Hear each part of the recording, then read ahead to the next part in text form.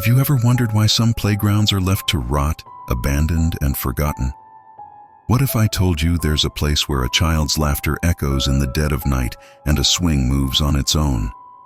Welcome to Nightmare for Giggles, where the shadows come alive and the darkness whispers your name.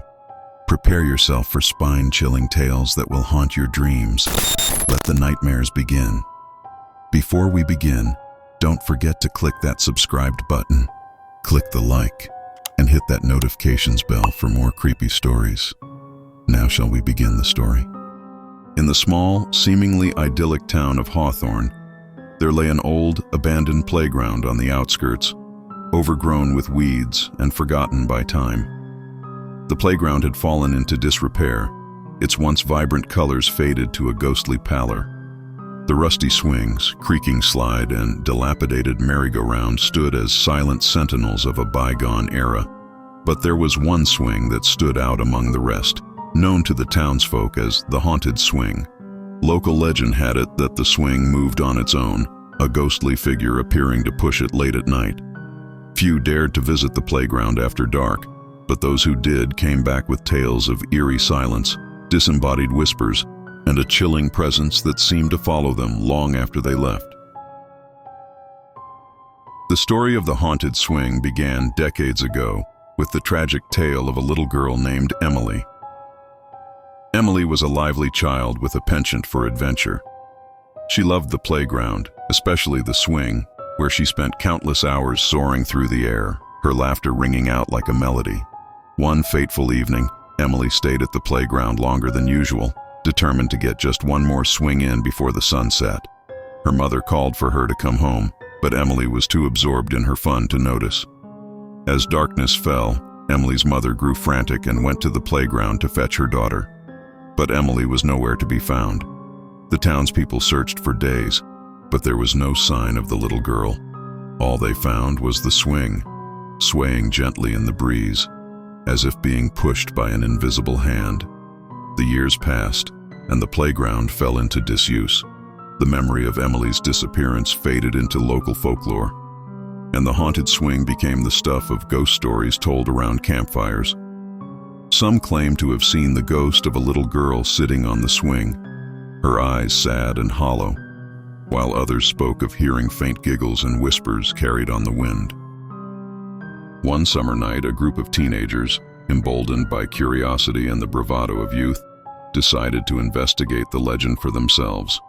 Sarah, Mike, Lisa, and Tom were inseparable friends, always seeking out new thrills and adventures. They had heard the stories of the haunted swing and were determined to uncover the truth. Armed with flashlights and a video camera, they made their way to the old playground under the cover of darkness. The air was thick with the scent of damp earth and decaying leaves, and the only sounds were the rustling of the trees and the occasional hoot of an owl. The playground loomed ahead, its skeletal structures casting long, eerie shadows. As they approached the swing set, a sense of unease settled over the group. The haunted swing stood in the middle, its chains creaking softly in the breeze. The friends exchanged nervous glances, but none of them wanted to back down. Mike, the bravest of the group, stepped forward and reached out to touch the swing. The moment his fingers brushed the cold metal, the swing began to move, slowly at first, then with increasing speed. The creaking grew louder, echoing through the night like a mournful wail. Sarah turned on the video camera, capturing the eerie spectacle. Lisa and Tom stood frozen, their eyes wide with fear. "Do you see that?" Mike whispered, his voice trembling. "There's something pushing it." Sarah squinted into the darkness, and her heart skipped a beat. There, behind the swing, was the faint outline of a small figure. It was a little girl, her hair blowing gently in the wind, her eyes fixed on the swing. She seemed to be staring right at them, her expression a mixture of sadness and longing. "Emily?" Lisa called out, her voice barely audible. The figure didn't respond, but the swing suddenly stopped moving. The silence that followed was deafening, pressing in on them from all sides. Then, without warning, a cold breeze swept through the playground, and the swing began to move again, this time with a violent, jerky motion. The chains rattled and groaned as if straining under an unseen weight. Tom turned to run, but he tripped over a root and fell to the ground. The others rushed to help him, and as they did, they heard a faint, childlike voice whisper, "Come play with me."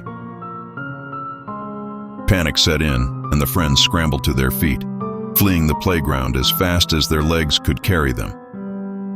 They didn't stop until they reached the safety of Sarah's house, slamming the door shut behind them. Breathless and terrified, they replayed the video footage, hoping to find some rational explanation for what they had witnessed. The video showed the swing moving on its own, just as they had seen. But when they reached the part where the figure appeared, the screen went fuzzy, distorted by static. The whispering voice was faint but unmistakable, sending chills down their spines. In the days that followed, the friends couldn't shake the feeling that they were being watched. They heard strange noises at night, and objects in their homes seemed to move on their own. It was as if the ghostly presence from the playground had followed them, clinging to their every step. Determined to put an end to the haunting, Sarah did some research and discovered that Emily's mother had never left the town. She found the old woman living in a small cottage on the outskirts of Hawthorne, surrounded by memories of her lost daughter. With trembling hands, Sarah knocked on the door and explained their ordeal.